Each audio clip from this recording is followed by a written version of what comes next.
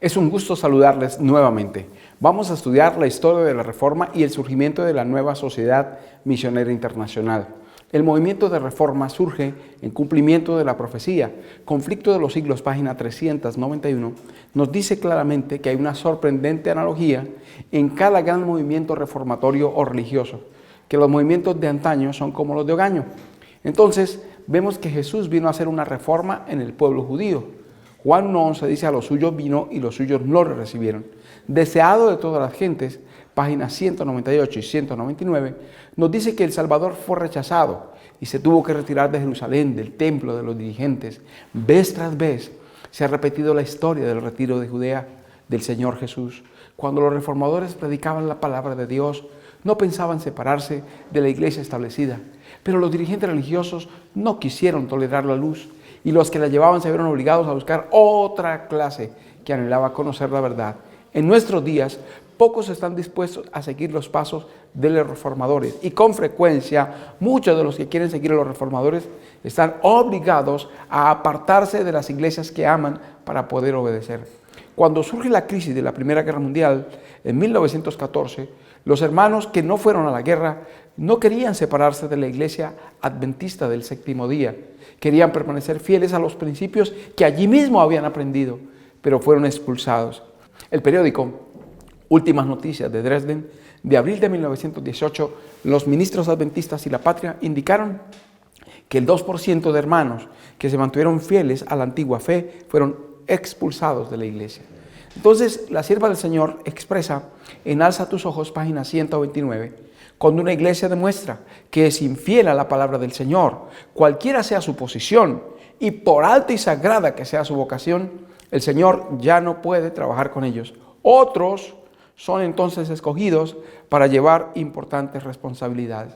En el tiempo del fin ha de ser restaurada toda institución divina. Debe repararse la brecha o portillo que se hizo en la ley cuando los hombres cambiaron el día de reposo.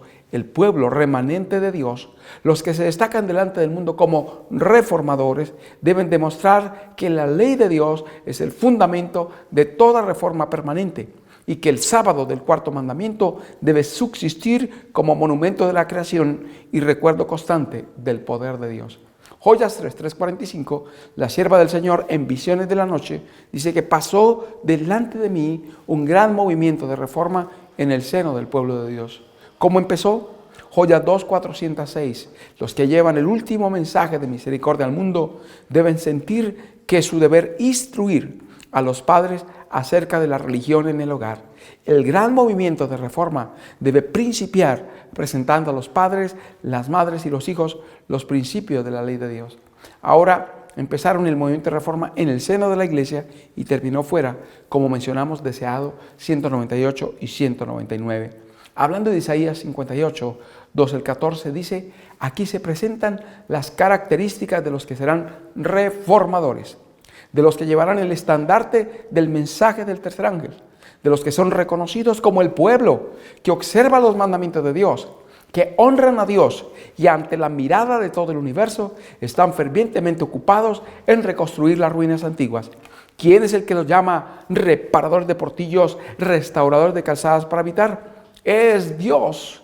Sus nombres están registrados en el cielo como reformadores, restauradores, como los que edifican los cimientos de generación y generación. Así surge la Iglesia Adventista del Séptimo Día, movimiento de reforma. Aquí tenemos la primera delegación, los hermanos delegados en Gotha, Alemania, en 1925. Julio de 1925 se organiza la Iglesia Adventista del Séptimo Día, movimiento de reforma. La reorganización, la reforma en el periodo de la Odisea.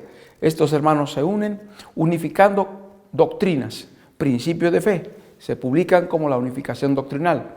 Forman la Asociación General de las Uniones y se establece un presidente. Entonces allí, en aquel entonces queda como presidente el hermano Otto Bell. Otto Bell fue el primer presidente de la Conferencia General de los Adventistas del Séptimo Día, movimiento de reforma. Y aquí está el protocolo. En la decisión 11, entonces, se define publicar los principios de fe con el nombre Adventista del Séptimo Día, movimiento de reforma.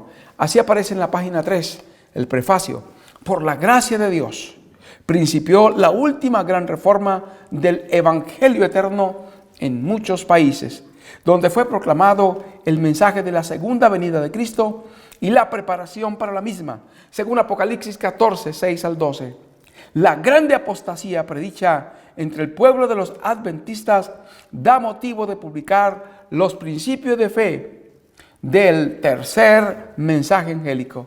Para diferenciarnos de las varias congregaciones de los adventistas, nos llamamos, en conformidad con los testimonios, Movimiento de Reforma.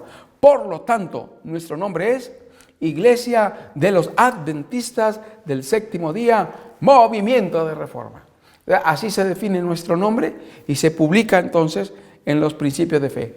En 1919 se había hecho un registro provisional de la Unión Alemana, los hermanos que se mantienen en la antigua plataforma de 1844, Unión Alemana. En 1928, Wilhelm Richter, presidente de la Unión Alemana, se va en contra del comité de la Conferencia General y va a quedarse con las propiedades de la iglesia. El comité ejecutivo entonces se reúne, convocan a un abogado y el abogado le sugiere registrar la Conferencia General bajo los mismos parámetros de la Unión Alemana. El término Sociedad Misionera Internacional debe incluirse. Entonces los hermanos acatan la recomendación del abogado, una decisión no tomada por ninguna asamblea de Conferencia General, sino por el comité con la asesoría y el apoyo de un abogado. Así se registra y en 1929, en enero de 1929, aparece el registro de la Conferencia General con el nombre Sociedad Misionera Internacional de los Adventistas del Séptimo Día, Movimiento de Reforma. Bien, ¿qué pasa con esos dos registros? En 1928, el hermano Otto Bell es reelecto presidente. En 1931, nuevamente el hermano Otto Bell es reelecto presidente. En 1936, queda presidente el hermano Wilhelm Maass. Y estando presidente el hermano Wilhelm Maass, ocurre algo tremendo. Toma el poderío Hitler de Alemania, ya desde años atrás, 1933, y ahora prohíbe el movimiento de reforma en Alemania y elimina la personería jurídica de la Unión Alemana y la personería jurídica de la Conferencia General. El registro de 1919 y el registro de 1929 ya no existen más. Son parte de la historia, pero no tienen nada que ver con el nombre de la iglesia hoy. Es un registro provisional. Entonces aparece en varios documentos de la Sociedad Misionera Internacional. La Iglesia de Dios pesada en la balanza, página 17. El libro El Camino de los Adventistas, páginas 112 y 113. Y el libro Seguid su Fe, páginas 29 y 30. Aquí tenemos el artículo de Seguid su Fe. Ya en base al párrafo 1 de la BO del presidente del Reich, para protección del pueblo y del Estado, del 28 de febrero de 1933, Boletín del Imperio, queda abolida y prohibida en todo el reino la secta de los adventistas del séptimo día, Movimiento de Reforma. Los bienes serán confiscados. ¿Cómo nos conocía el gobierno y cómo dice este documento de la Sociedad Misionera Internacional que éramos reconocidos? Como sociedad misionera no, éramos reconocidos como adventistas del séptimo día, Movimiento de Reforma. Esa personería jurídica entonces queda eliminada. Retornemos con el dato de los presidentes. De 1925 a 1934, el hermano Otto Bell, y de 1934 a 1942, el hermano Wilhelm Maass. Arriba en la esquina a la izquierda, Otto Bell. Luego Wilhelm Maass, luego Albert Müller y luego Karl Kossel. Luego el hermano Demetrio Nicolisi y luego el hermano André Labri. Luego el hermano C.T. Stewart y luego el hermano Francisco de Bay, el hermano Billy Ball, el hermano John Moreno, el hermano Neville Britton y el hermano Carlos Sass. Entonces, el primer presidente fue Otto Bell, 1925 a 1928, reelecto del 28 al 31 y reelecto del 31 al 34.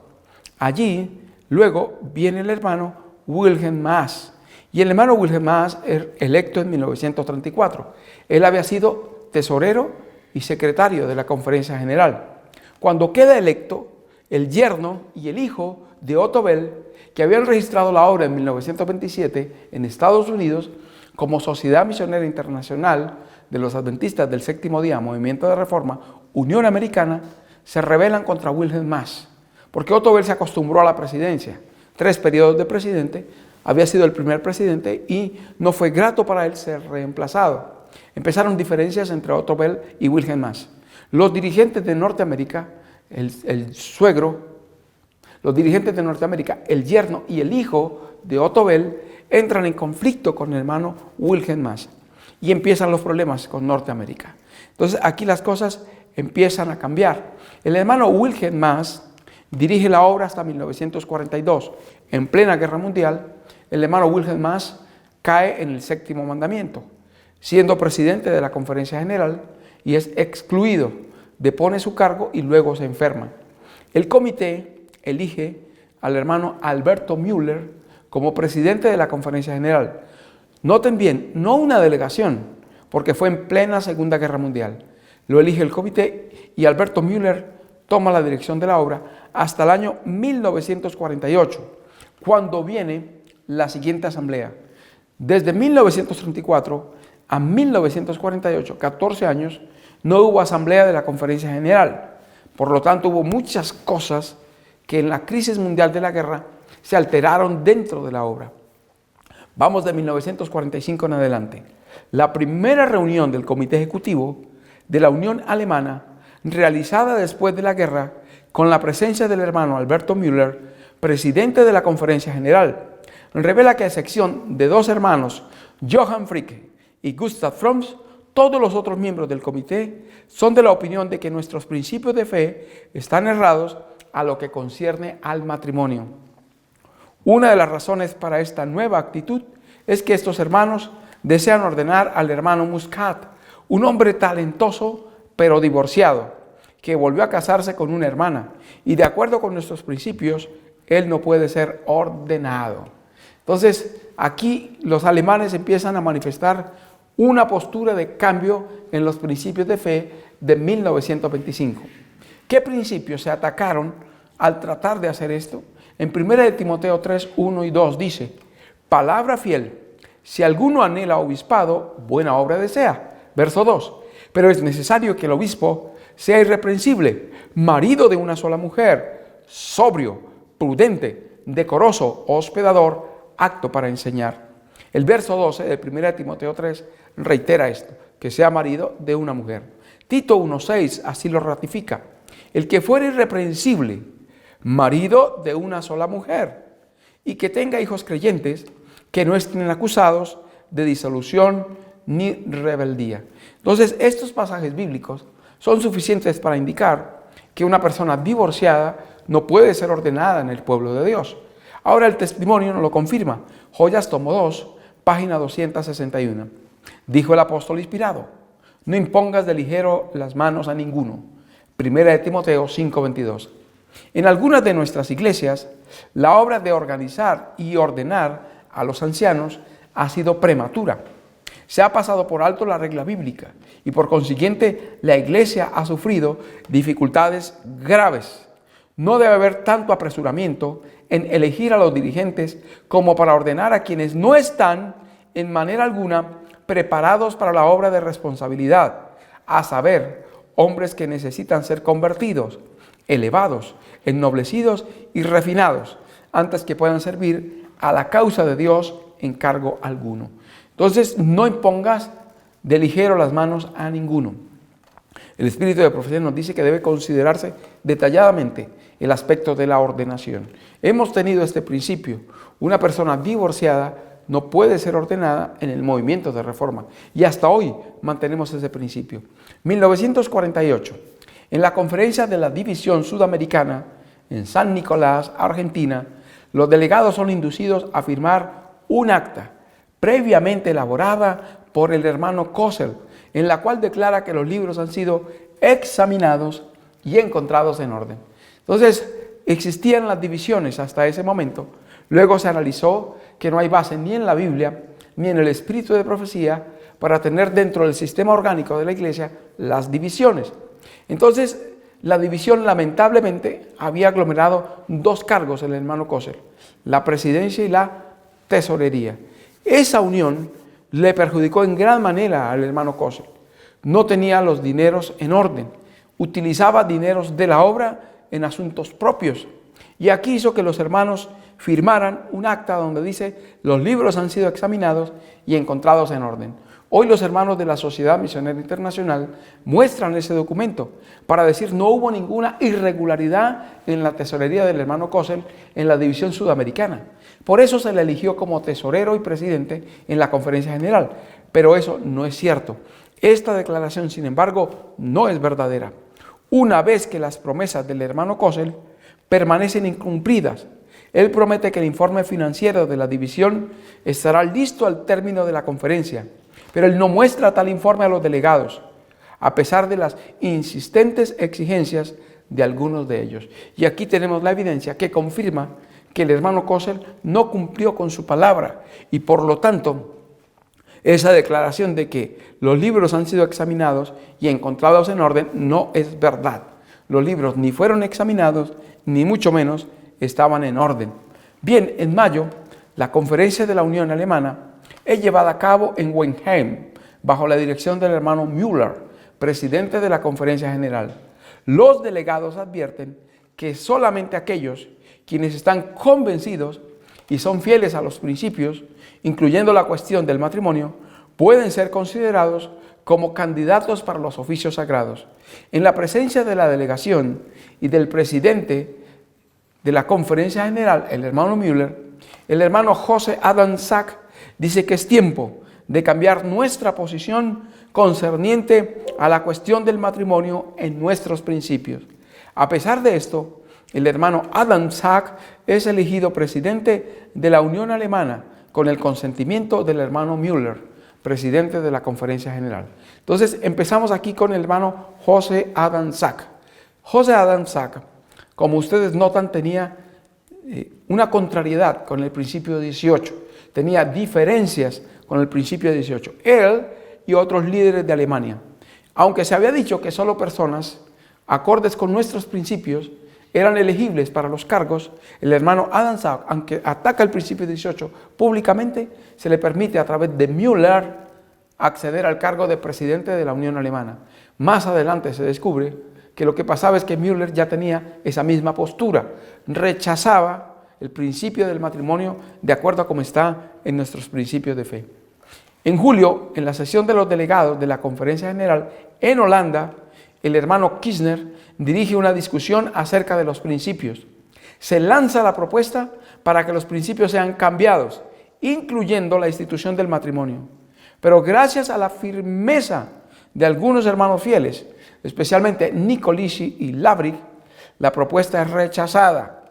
En respuesta a la pregunta, ¿creen ustedes que los principios de 1925 son correctos?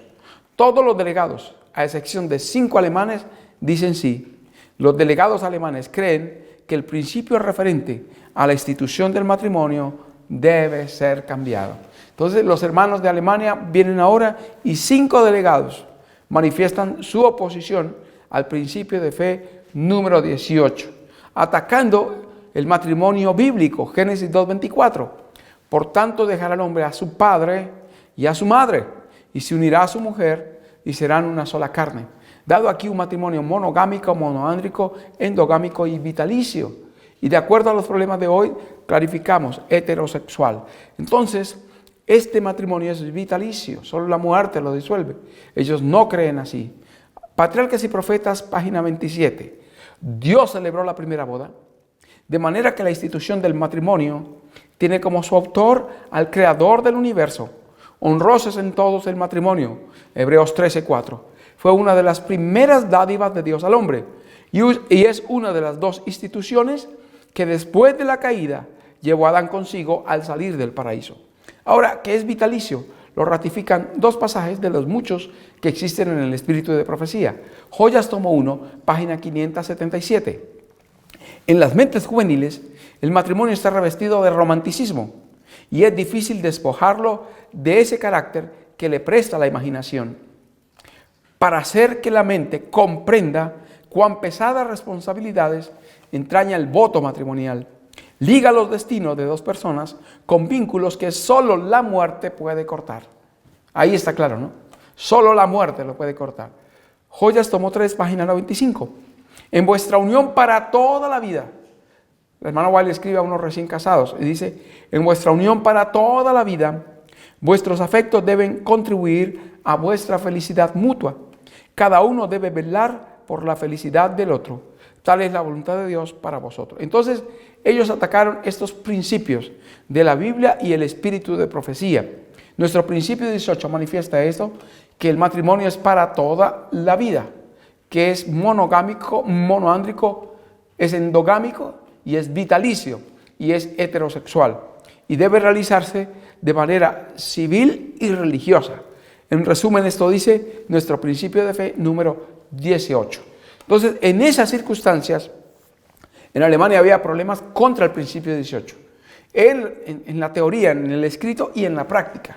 En la teoría atacaban el principio como está. No acordaban, no aceptaban, no concordaban que el matrimonio es vitalicio. Y segundo, en la práctica. Había violación del principio del matrimonio. Plenamente informado acerca del hermano Kirchner con respecto a su matrimonio, transgresión del séptimo mandamiento, durante su ministerio, el hermano Kossel propone que Kirchner sea elegido como un miembro del comité ejecutivo de la Conferencia General y la resolución es ejecutada. Los otros delegados son cuidadosamente mantenidos en la ignorancia. Al mismo tiempo, los hermanos Kossel y Müller, juntamente con el hermano Kirchner y otros, firmaron una resolución diciendo que los ministros que han transgredido el séptimo mandamiento no pueden ser usados para representar el carácter moral de nuestra iglesia. Esto aparece en el acta, la nota 29 del 16 de julio de 1948. Todo este engaño es descubierto más tarde. Entonces, Kossel se entera del caso Kirchner y entonces en esas circunstancias aún así lo admite como miembro del comité ejecutivo de la Conferencia General. La situación va complicándose cada día más. La delegación de la Conferencia General de 1948 investiga la posición de los hermanos Bell y Dessler. Son los hermanos dirigentes de la Unión Americana. Recuerden que el apellido del primer presidente era Otto Bell. El nombre era Otto y el apellido era Bell. El apellido era Bell, el hermano Otto Bell. Bien, Wilhelm Bell, su hijo, y el hermano Dessler eran los encargados de la obra en Norteamérica. El hijo y el yerno eran los líderes de la Unión Americana. Y ahora ellos entraron en conflictos serios con Wilhelm Maass primero y luego estos conflictos arreciaron con Alberto Müller. Durante la presidencia de Müller, ellos manifestaron que Müller había manejado inadecuadamente la obra, había actuado arbitraria e injustamente. Tenían razón en muchos de esos aspectos. Müller y Kossel también hablan muy mal de Dessler y Bell, los dirigentes de la Unión Americana. También tenían razón. Creemos lo que Dessler y Bell hablan contra Kossel y Müller. Y creemos lo que Kossel y Müller hablan contra Dessler y Bell. Y los hermanos de la Sociedad Misionera Internacional se enojan porque nosotros creemos lo que sus líderes mutuamente se decían. Pero aquí notamos entonces que se analiza el caso. Y entonces la delegación considera que los hermanos de la Unión Americana están en rebelión. Se declaran rebeldes y se asigna para que el presidente electo, Carlos Kossel, y el secretario electo, Demetrio Nicolici, se encarguen de ese caso y tomen la decisión. Vamos a 1949. Varias decisiones se toman en la delegación. Una muy importante fue trasladar la sede a los Estados Unidos de Norteamérica, establecer los estatutos y registrar la Conferencia General en Norteamérica. Ahora también tienen que tomar resolución con los hermanos de Norteamérica, los de Denver, Colorado, Dessler y Bell. Llegamos a 1949 y un nuevo caso de problema surge. El hermano Dlobu, presidente de la Unión Sudafricana, desprecia los principios, se divorcia de la esposa y contrae matrimonio con una jovencita. Algunos mencionan que era la novia de su hijo. A su llegada a Sudáfrica en 1950, para arreglar el problema, el hermano Müller es informado que Dlobu era culpable de adulterio aún antes de tomar a la joven. En vez de excluir al transgresor, el hermano Müller lo deja en el ministerio. Y alrededor de 100 hermanos son excluidos al protestar por ese pecado. El hermano Cosa, el presidente de la Conferencia General, elegido en 1948, deja esta situación sin corrección. Entonces la situación se va complicando. Noten ustedes que los problemas vienen de mucho atrás. El caso de Kirchner ocurre hacia 1943. Entre 1945 y 1947, Alberto Müller, presidente de la Conferencia General, se entera, no toma cartas en el asunto. Lo único que le dice es, haga una confesión, deje la hermana con la que usted adulteró y siga en su ministerio, buen ánimo. Cosa se entera en 1948 y no soluciona el caso. Ahora, Müller va al caso de Globo, encuentra algo más tremendo todavía y tampoco toma cartas en el asunto. Excluye a los hermanos que protestan contra esa situación. Hay un serio problema entonces en África. Los problemas van arreciando. En marzo de 1949, en presencia del hermano Kossel, los hermanos Bell y Dessler, dos líderes de la Unión Americana, que habían sido encontrados en rebelión, son depuestos de sus cargos, excluidos de la iglesia. Esto fue en marzo de 1949.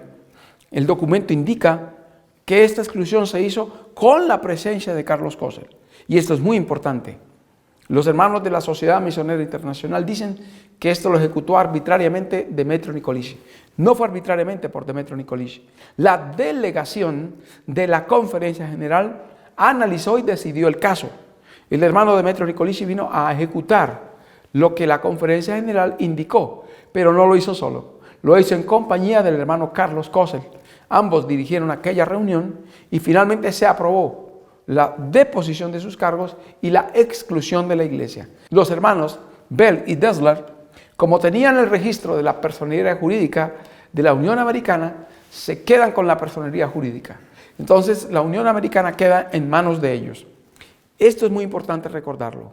En 1927, ellos registran la Unión Americana no con el nombre decidido en 1925, sino con un nombre parecido al que tenían en la Unión Alemana.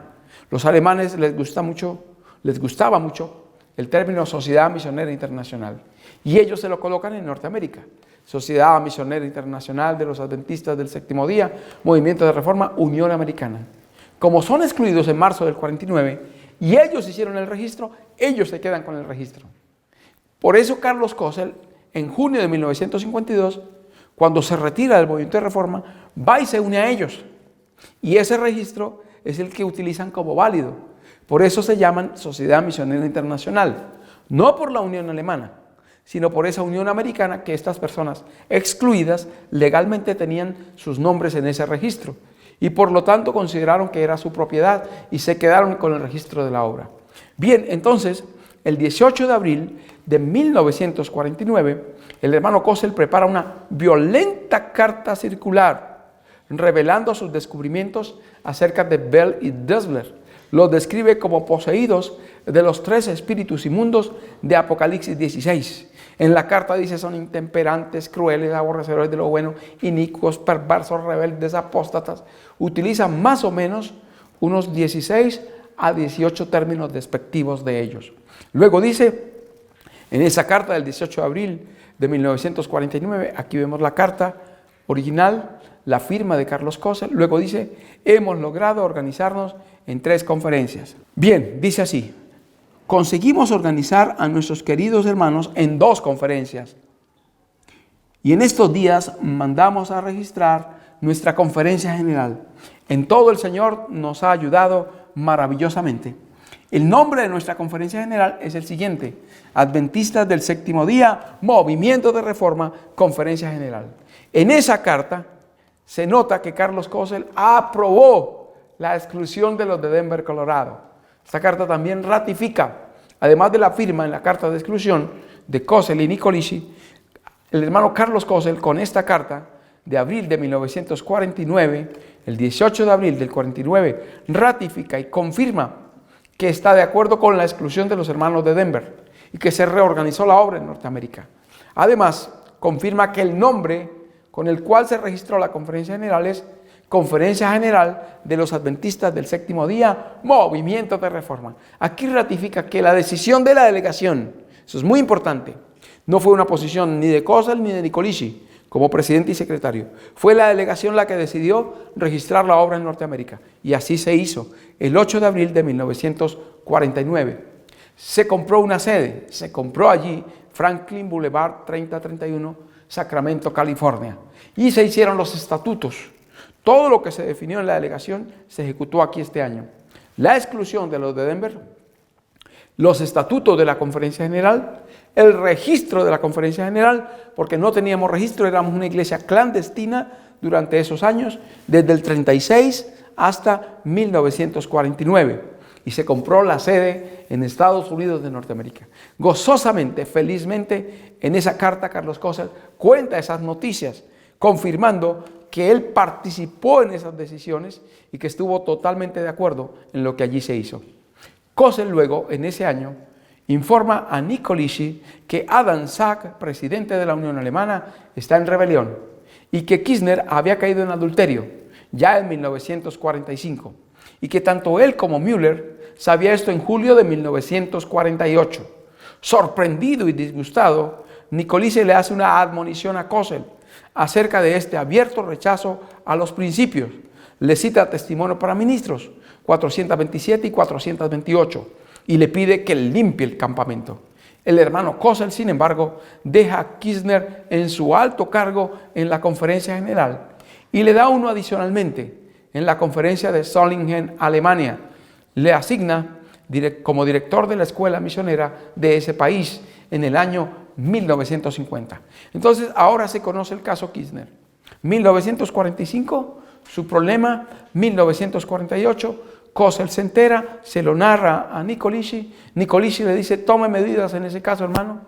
Kossel no las toma y en lugar de eso le da un nuevo cargo al hermano Kirchner.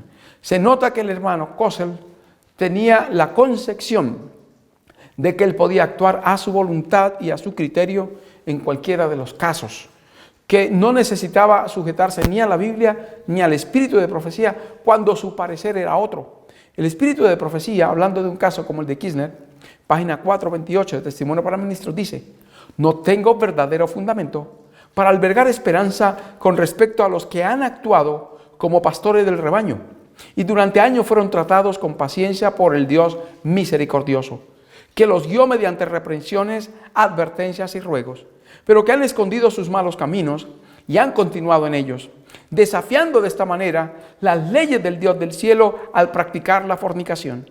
Podemos dejar que se ocupen de su propia salvación con temor y temblor. ¿Pueden salvarse? Claro que sí. ¿Pueden arrepentirse? ¿Pueden renovar su fe? Claro, después de que se haya hecho todo lo posible para reformarlos. Pero en ningún caso podemos confiarle la custodia de las almas. Falsos pastores. ¿Será posible que los hombres que han estado ocupados en esta obra por tanto tiempo corrompan sus caminos delante del Señor, a pesar de la gran experiencia y de la luz especial que tienen? Esto le citó el hermano Nicolici y le dijo: hermano Kossel, tome medidas. Ahora surge otro problema. El hermano Rieg, líder de la obra en España, retira su confianza de Kossel y Müller, presidente y vicepresidente de la Conferencia General respectivamente, lo cual desencadena una separación en ese lugar. Iberia, el área de Portugal y España, el hermano Rieg entra en problemas con ellos, entra en diferencias con Kossel y Müller. Kossel y Müller estaban manejando a su antojo la dirección de la obra y esto causó muchas dificultades. Indudablemente, en los 14 años que no hubo asamblea, hubo muchos problemas que se manifestaron, pero ellos pudieron haber tomado ese periodo de tiempo inicial de su administración del 48 en adelante para corregir esta problemática, pero nunca lo hicieron. Antes bien, permitieron que muchos problemas continuaran y acentuaron la problemática por la manera en que actuaban. El hermano Adam Sack, en abril de 1950, expresidente de la Unión Alemana, escribe una violenta carta circular contra Kossel y Müller. Él lo desenmascara por la introducción de un pastor en adulterio en la Conferencia General y denuncia sus acciones arbitrarias y su espíritu de supremacía. Su boletín, Hilferut, del 5 de abril de 1950, se extiende por muchos lugares y entonces el caso de Kirchner se hace notable. Allí tenemos uno de los relatos de este documento del hermano José Adam Sack. Él dice: Cuando el hermano Kirchner vino y me dijo aquella experiencia infeliz, le pedí encarecidamente, con un corazón quebrantado, que no lo hiciera saber a los hermanos. Pero infelizmente él fue de un lugar a otro y dio a conocer su vil amorío por todas partes. Mas no lo hizo con el propósito de hacer una confesión. Por el contrario, él obraba como una persona que se deleita en sus recuerdos. Entonces el hermano Kirchner actuó con el mismo espíritu de Zimri en Números 25, 6, 7 y 14, donde públicamente se deleitaba en exponer su acto inadecuado. Isaías 3:9 dice que la apariencia de su rostro lo delata. Aquí notamos cómo este hombre no estaba arrepentido, sino que antes con regocijo contaba su experiencia. Entonces el boletín de este hermano Adamczak publica esa situación y pone en evidencia que Müller y Kösel no tomaron medidas en el asunto. Noten bien que el problema no es que el hermano Kirchner haya violado el séptimo mandamiento. La inspiración nos dice que nosotros tenemos una tendencia al mal. La perfección angelical falló en el cielo.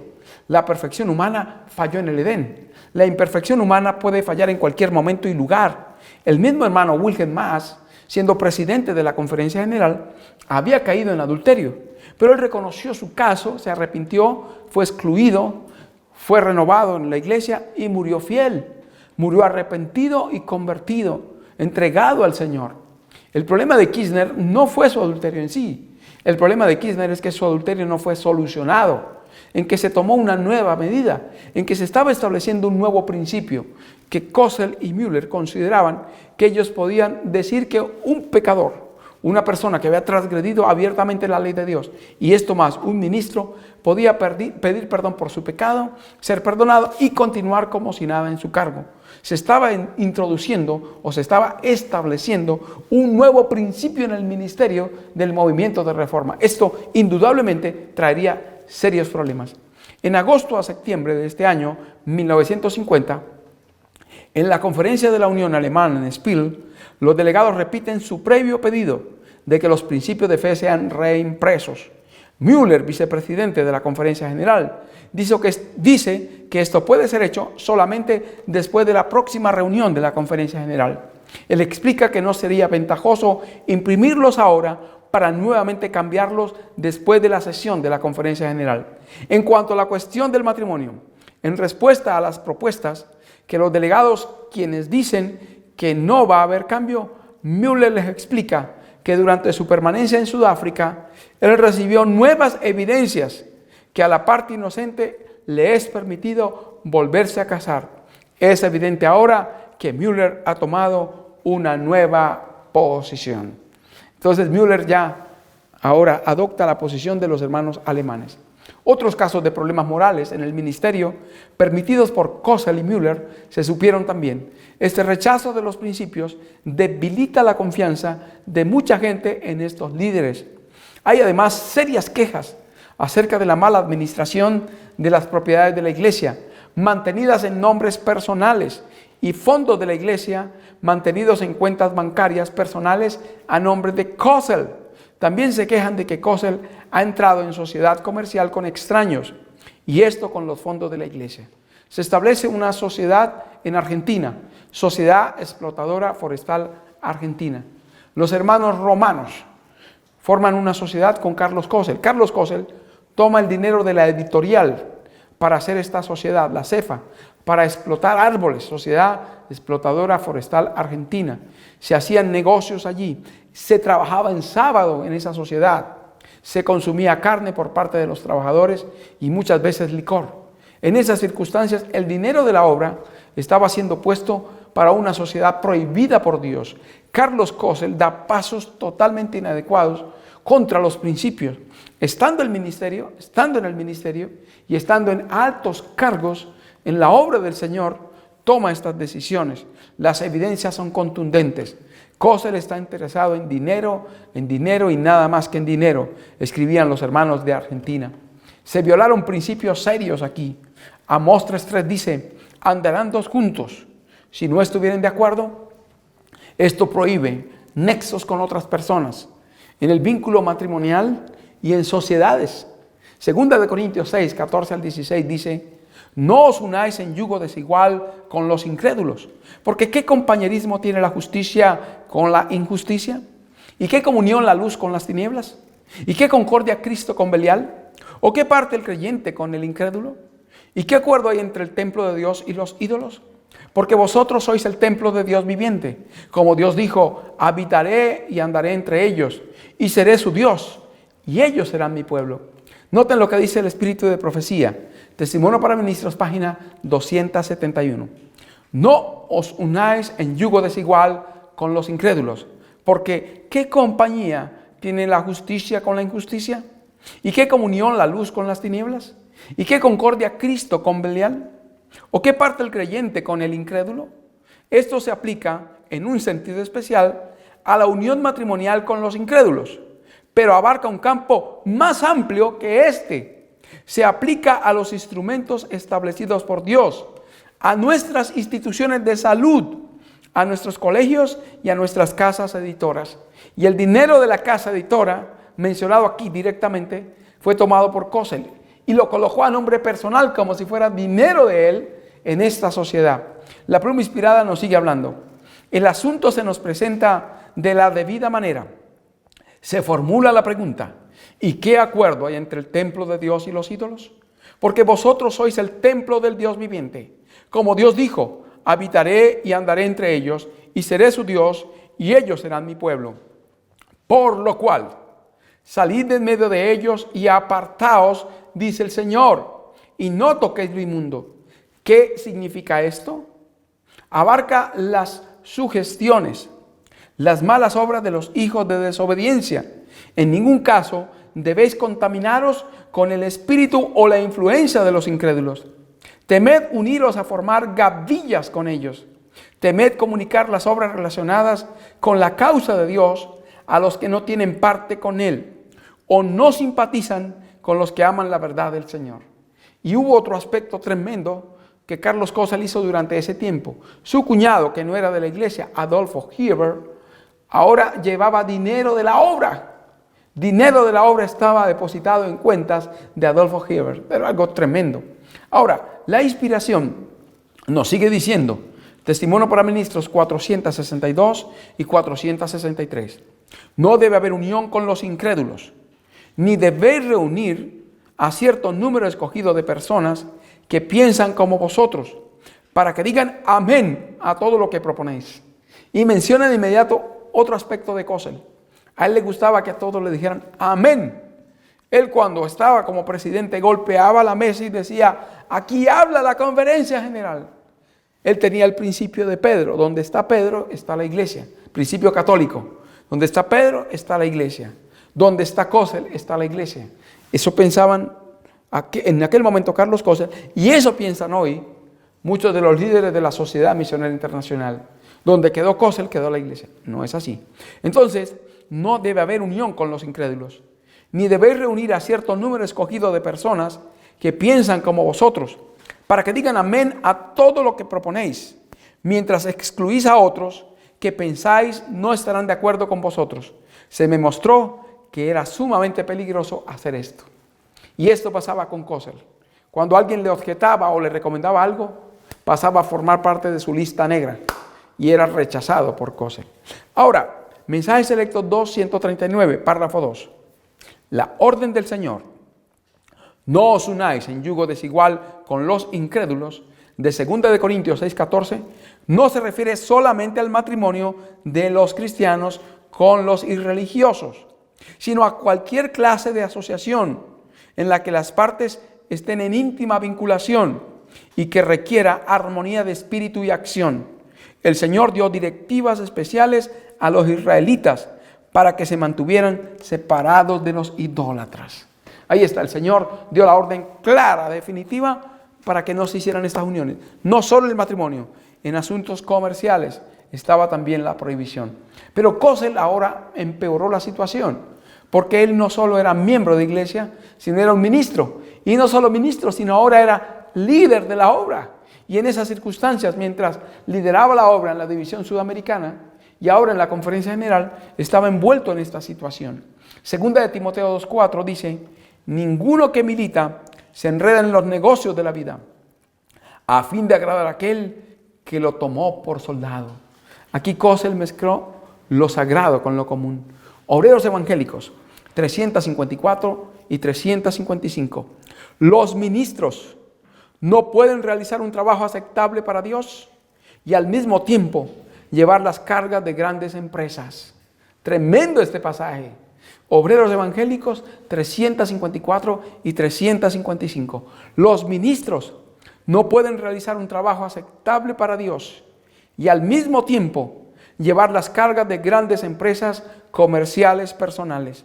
Semejante división de intereses empaña su percepción espiritual.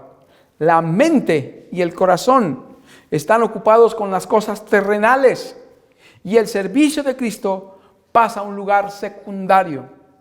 Tratan de acomodar su trabajo para Dios a sus circunstancias personales, en lugar de acomodar las circunstancias a las demandas de Dios. Muy serio este pasaje.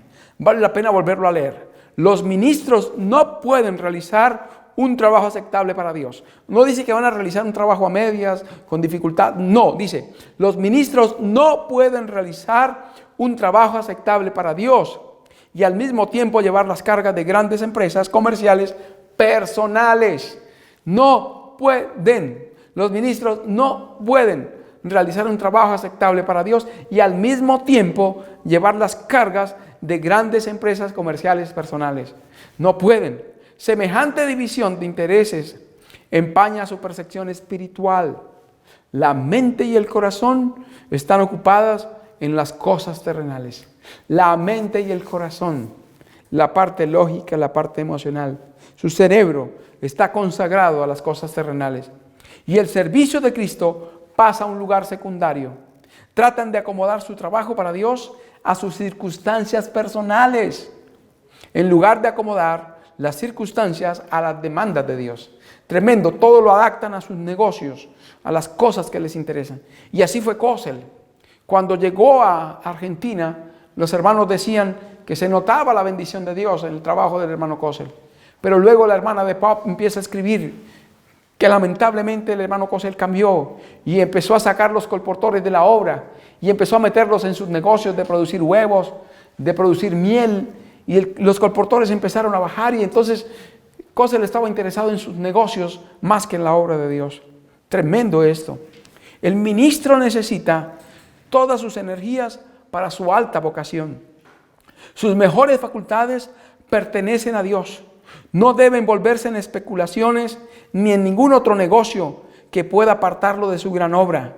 Ninguno que milita, declaró Pablo, se embaraza en los negocios de la vida a fin de agradar a aquel que lo tomó por soldado. Así recalcó el apóstol la necesidad del ministro de consagrarse sin reserva al servicio del Señor. El ministro enteramente consagrado a Dios rehúsa ocuparse en negocios que podrían impedirle dedicarse por completo a su sagrada vocación. Escuchen bien esto. El ministro enteramente consagrado a Dios rehúsa ocuparse en negocios que podrían impedirle dedicarse por completo a su sagrada vocación. Va a considerar la obra de Dios como lo más importante, como lo primero, lo mejor. No lucha por honores o riquezas terrenales. Su único propósito es hablar a otros del Salvador, que se dio a sí mismo para proporcionar a los seres humanos las riquezas de la vida eterna. Su más alto deseo no es acumular tesoros en este mundo, sino llamar la atención de los indiferentes y desleales a las realidades eternas. Puede pedírsele que se ocupen empresas que prometan grandes ganancias mundanales, pero ante tales tentaciones responde: ¿qué aprovechará al hombre si granjeare todo el mundo y pierde su alma? El alma de un ministro así se pone en riesgo. Carlos Kossel había violado diversos principios al entrar en esta sociedad explotadora forestal argentina.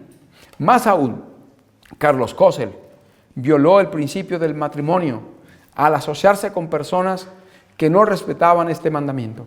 El mandamiento del sábado incluye tu buey, tu asno, tu extranjero y todo el que habite dentro de tus puertas. Esto incluye los empleados. Las personas que trabajan para un cristiano deben descansar el sábado. Si él decide hacer una obra particular en sábado, el empleado ya es responsabilidad suya. Pero el patrón cristiano no le debe asignar un trabajo en el día del Señor. Si le asigna un trabajo para el sábado, aunque el profeso cristiano aparentemente guarda el sábado, lo está violando.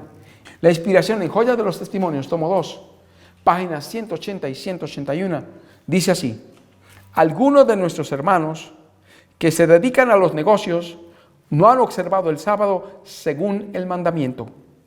Algunos han estado asociados con incrédulos y la influencia de estos socios violadores del sábado ha tenido su efecto sobre ellos. Algunos quedaron tan enceguecidos que no pudieron discernir el peligro que había en tales relaciones. Pero es tanto mayor cuanto menos se lo perciba. Mientras que un socio profesa observar el sábado, el otro, con los trabajadores empleados, sigue adelante con los negocios de la firma. Exactamente eso pasó en la Sociedad Explotadora Forestal Argentina, en la CEFA. Esto se mantuvo allí.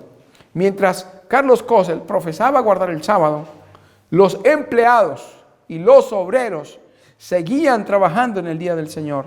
Mientras que un socio profesa observar el sábado, el otro, con los trabajadores empleados, sigue adelante con los negocios de la firma. El observador del sábado, aunque exteriormente no trabaje, no puede separar sus pensamientos de los asuntos comerciales. Aunque se esfuerce por guardar el sábado, no lo guarda. El Señor le considera como transgresor. Tremendo. Noten lo que dice: el observador del sábado, aunque exteriormente no trabaje, no puede separar sus pensamientos de los asuntos comerciales. El Espíritu Santo, que conoce los pensamientos del ser humano, reveló este pasaje. Aunque se esfuerce por guardar el sábado, no lo guarda. El Señor le considera como transgresor. Tremendo. Entonces, en esa condición triste, lamentable, se hallaba el hermano Kossel. Había hecho una sociedad también en aspectos relacionados con espiritistas. Carlos Kossel era un hombre que conocía de reforma pro salud, conocía de tratamientos naturales, conocía de fitoterapia. Es famosa su obra relacionada con la fitoterapia, la guía de la salud de Carlos Kossel. Es muy famosa en habla hispana. Pues bien, él escribía para revistas y luego nuestra revista se publicó como Ser Sano. Y en esa revista él empezó a colocar artículos de espiritistas, de panteístas, algo parecido a lo que hizo John Harvey Kellogg en la Iglesia Adventista del Séptimo Día, en la apostasía alfa. Él empezó a colocar artículos de personas que hablaban de la inspiración, de inspirar el poder, de blanquear la mente y pensar qué órgano estaba enfermo y cosas así, situaciones directamente espiritistas. El hermano Esteban Brel amonestó al hermano Kossel por esa actitud equivocada y por publicar esos artículos y por su vínculo con naturistas espiritistas. Y en esa situación, lamentablemente, el hermano Kossel no aceptó el llamado. Muchos de los hermanos dijeron que el hermano Kossel andaba como Saúl en los días en que el espíritu malo se había apoderado de él. Muchas cosas lamentables, hermanos, habían pasado con el hermano Kossel antes de 1951. Los hermanos de la Sociedad Misionera Internacional nos llaman el movimiento del 51 y hacen énfasis en la asamblea, ya la veremos. Pero la asamblea fue solo un resultado de lo que venía mucho tiempo antes. Los problemas empezaron casi desde el mismo 25 con el hermano Tobel. Arreciaron el 27 con su yerno y su hijo en Estados Unidos. Se complicaron cuando el hermano Wilhelm Mass fue electo presidente y estos hermanos, tanto Tobel como su hijo Bill Bell, como su yerno Dussler, se rebelaron contra él. Viene la Segunda Guerra Mundial y hay un caos en la obra en muchos lugares. Vemos que antes de 1951 había problemas en Sudáfrica, problemas en Holanda, problemas en Alemania, problemas en Estados Unidos. Había divisiones y separaciones en varios países. Ahora el hermano Kossel empeora las cosas, empeora la situación, nombra a sus propios delegados, su esposa, su hija y su yerno, y que además era su amigo personal, de 2 uniones sudamericanas para la sesión de la Conferencia General en mayo de 1951, y obtiene credenciales firmadas por estas uniones. dando la impresión equivocada de que estos, entre comillas, delegados, fueron en realidad elegidos por estas uniones. Nombra a su esposa, su hija y su yerno. Neto nepotismo. Cuando se iba a definir el caso de quién era presidente, lleva 3 delegados más él como delegado, 4. Noten, 4 delegados de una familia para la elección de una directiva de conferencia general, donde él quería ser presidente nuevamente. Carlos Kossel le expresa al hermano Nicolici que lleve las credenciales de Rosa, que era la esposa, Ruth, que era la hija, y Ángel Cravioto, que era el yerno. ¿Han escuchado a Ángel Cravioto en la historia? Era yerno de Carlos Kossel. Y entonces los colocan como delegados de Colombia. ¡Qué tristeza! Ellos fueron como delegados de Colombia, Ecuador, Perú, Venezuela. Y fueron colocados allí. Y Kossel dice que Ángel le pagaría a Ruth el pasaje de sus propios recursos. No es así, tampoco fue cierto eso. Se pagó de la caja de la obra. Entonces aquí Kossel estaba interesado en 2 aspectos. 1, asegurarse los delegados a su favor. Y 2, que varios ministros de la Unión Sudamericana no fueran a la delegación. Cuanto menos ministros de Sudamérica estuvieran allí, mejor para él. Esto lo vemos aquí en las evidencias. Se torna evidente, pues, para mucha gente que Kossel tuvo temor de llevar a ministros como delegados de esas uniones. Otros, entre comillas, delegados, son también tomados arbitrariamente por Kossel y Müller en Europa. Por medio de estas maniobras políticas, ellos desean asegurarse de tener una mayoría de seguidores. Llegamos al año 1951, año de la delegación cumbre, donde todos los problemas acumulados se van a manifestar. En enero, el hermano Nicolici hace un esfuerzo especial con el hermano Kossel, rogándole que ponga las cosas en orden antes de la inminente sesión de la conferencia general. El apelo del hermano Nicolici es ignorado. Aquí notamos la evidencia, la carta del 17 de enero de 1951. En febrero, en una carta circular, los hermanos Dessler y Bell denuncian a Kossel y a otros líderes de la conferencia general por su procedimiento arbitrario y por su espíritu de supremacía. Kossel ha decidido que va a ser el próximo presidente de la conferencia general para el periodo siguiente. Así él instruye al hermano Paneitescu en Argentina a adelantar su equipaje directo a Sacramento, California, Estados Unidos, donde se encuentra la sede de la conferencia general. Kossel le dice también al hermano Paneitescu repetidamente que habrá una separación en la sesión de la conferencia general, y Kossel quiere saber de qué lado va a estar antes de que le entregue poderes. Aquí Carlos Kossel demuestra que tenía una postura anticipada para producir una división en la obra del Señor. Aquí tenemos la evidencia que confirma lo que Kossel le expresó al hermano Paneitescu. La situación era complicada. Los problemas no empezaron en la asamblea de 1951, como los hermanos de la Sociedad Misionera Internacional quieren hacerlo ver. Cuando se estudia con ellos este tema de la historia, ellos dicen, bueno, vamos a la asamblea del 51. No. El problema no es la asamblea del 51. La asamblea del 51 tiene que analizarse con lo que ocurrió desde 1925. Todos los problemas que venían desde antes, que arreciaron desde 1934 hasta 1950, que se complicaron con el periodo de Alberto Müller y que se complicaron mucho más con la administración de Carlos Kossel, que llevaron a situaciones incómodas y molestas para muchos hermanos en Sudamérica, en Alemania, en Norteamérica, en España, en Portugal, en Holanda, en diversos países. Había inconformidad por la mala administración de Alberto Müller y Carlos Kossel, quienes habían asumido como una dictadura en la obra del Señor, contrariando los principios, manipulando, manifestando nepotismo, utilizando los recursos de la obra para su propio beneficio. Aún en Argentina hay una casa que Carlos Kossel le quitó a la obra en Argentina. La tomó, era propiedad de la obra, él se apropió de esa propiedad, la tomó para su pecunio, para su familia, y quedó como legado, como herencia de la familia Kossel, que le quitó a la obra del Señor. Administración incorrecta, relación con espiritistas, sociedad con mundanos donde se violaba el sábado, Kossel siendo ministro involucrado en negocios, lo que el Señor prohíbe. todas estas situaciones y en medio de ello un caso de un pastor que estaba en el mismo comité de la Conferencia General, que había violado el séptimo mandamiento y que ahora se le permitía estar allí como parte del comité de la obra a nivel mundial. Toda esta situación causó incomodidad en muchos delegados y con esa incomodidad llegamos a la asamblea de mayo de 1951, que la analizaremos en la próxima oportunidad. Muchas gracias. Dios les bendiga.